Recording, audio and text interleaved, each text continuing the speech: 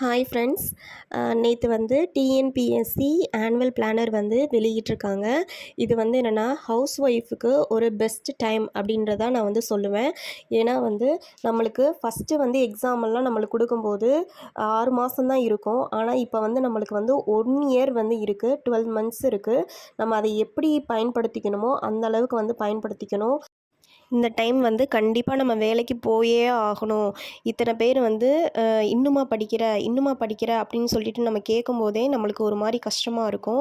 ஏன்னா படிக்கிற நம்மளுக்கு தான் தெரியும் நம்ம வந்து எப்படி படிக்கிறோம், எப்படி அதில் ஸ்ட்ரகிள் பண்ணுறோம், அது எவ்வளோ கஷ்டமாக இருக்குது, ஒவ்வொரு கொஷினையும் எப்படி ஹேண்டில் பண்ணுறோம் அப்படிங்கிறது நம்மளுக்கு தான் தெரியும். வெளியே ஈஸியாக வந்து சொல்லிட்டு போயிடுவாங்க, இன்னும் இந்த பொண்ணு பாஸ் ஆகலப்பா, இன்னுமே படிச்சுட்டு இருக்குப்பா, இன்னும் பேக்கை தூக்கி போட்டுட்டு எங்கே தான் போகுதோ அப்படின்னு சொல்லி நம்மளுக்கு சொல்லுவாங்க. அந்த பேசுகிற வாயெல்லாம் வந்து என்ன பண்ணணும்னா அடைக்கணும்னா அதுக்கு 2026 தான் நம்மளுடைய வருடம். ஏன்னா நம்மளுக்கு வந்து டைமே கிடைக்காது. அதுவுமே அவங்களுக்கு சொல்கிறவங்களுக்கு தெரியாது. ஏன்னா வீட்டில் இருக்க வேலையும் பார்க்கணும், கிட்ஸையும் பார்க்கணும், நம்ம படிக்கவும் செய்யணும். அதுவே நம்மளுக்கு வந்து ரொம்ப டிப்ரெஷனாக இருக்கும். ஆனால் அதையும் மீறி தாண்டி வரணும். எப்படி வர்றது அப்படின்னா, இவங்க சொன்ன வார்த்தைகள்லாம் நம்ம காதில் கேட்டுக்கிட்டால் மட்டும்தான் நம்ம அதெல்லாம் தாண்டி வெளியே வர முடியும். காலையிலேருந்து ஈவினிங் வரைக்கும் வேலை பார்த்தே வந்து உடம்பு டயர்டாயிடுது.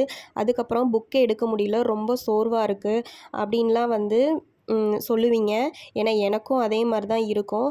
பட் இருந்தாலும் நம்ம படிக்கணும், படித்து நம்ம ஓவர் கம் பண்ணி வரணும். ஏன்னா நம்ம இந்த ஃபீல்டை வந்து சூஸ் பண்ணியாச்சு. அப்போனா இந்த ஃபீல்டில் நம்ம எப்படி நம்ம படித்து வரணுமோ அந்த மாதிரி தான் நம்ம வந்து படித்து வரணும். அப்படி நீங்கள் இருக்கும்போது நான் என்ன பண்ணுவேன் அப்படிங்கிறத உங்களுக்கு சொல்கிறேன். அதாவது விவிடிஎன்பிஎஸ்சி அகாடமியில் ஒன்லைனர் வந்து போட்டிருப்பாங்க. அதை வந்து நீங்கள் வந்து ஹெட்செட் போட்டோ படுத்துக்கிட்டு நீங்கள் வந்து கேட்கலாம். அப்போ வந்து என்னென்னா கொஞ்சம் உடம்புக்கும் ரெஸ்ட் இருக்குது. ஏன்னா நம்ம ஹெல்த் ரொம்ப முக்கியம்ல. அதனால் ஹெட்செட் போட்டுட்டு நீங்கள் படுத்துக்கிட்டே வந்து நீங்கள் அவங்க சொல்கிறத மட்டும் காது கொடுத்து கேட்டாவே போதும். அது ஒரு சின்ன ட்ரிக்ஸு தான். அதுக்கப்புறம் நீங்கள் சமைக்கும் போதும் சரி, ஏதாவது ஒரு வேலையில் இன்ட்ரெஸ்ட்டாக இருக்கும்போதும் சரி, அதை நீங்கள் வந்து ஒரு ஹெட்செட்டை போட்டு நீங்கள் கேட்டாவே போதும். அது ஒரு சின்ன டிப்ஸு தான். நான்லாம் அந்த மாதிரி தான் வந்து ஃபாலோ பண்ணுவேன். உங்களுக்கு எந்த டைம் உங்களுக்கு அப்ளிகபிளாக இருக்கோ, எந்த டைம் உங்களுக்கு வந்து பெஸ்ட் டைமாக இருக்கோ அந்த டைமில் வந்து நீங்கள் படிங்க. குழந்தைங்க தூங்கும்போது வந்து படிங்க. குழந்தைங்க வந்து முழிச்சிட்ருக்கும்போது ஏதாவது ஒரு வேலையை பார்த்துக்கிட்டு இருங்க. ஏன்னா குழந்தைங்க தூங்கும்போது தான் நம்மளை படிக்க விடுவாங்க. குழந்தை முழிச்சிட்ருக்கும்போது என்ன பண்ணுங்க, நம்ம புக்கை கிழிப்பாங்க, வந்து கிறுக்குவாங்க, ஏதாவது ஒன்று பண்ணிக்கிட்டே தான் இருப்பாங்க. ஏன்னா இதெல்லாம் தாண்டி தான் நம்ம வரணும்.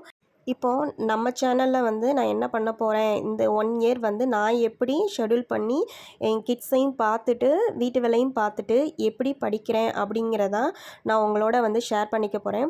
அதாவது ஹவுஸ் ஒய்ஃப் யாராவது பார்த்தீங்க அப்படின்னா நம்ம சேனலை மறக்காமல் சப்ஸ்கிரைப் பண்ணிக்கோங்க. தேங்க்யூ.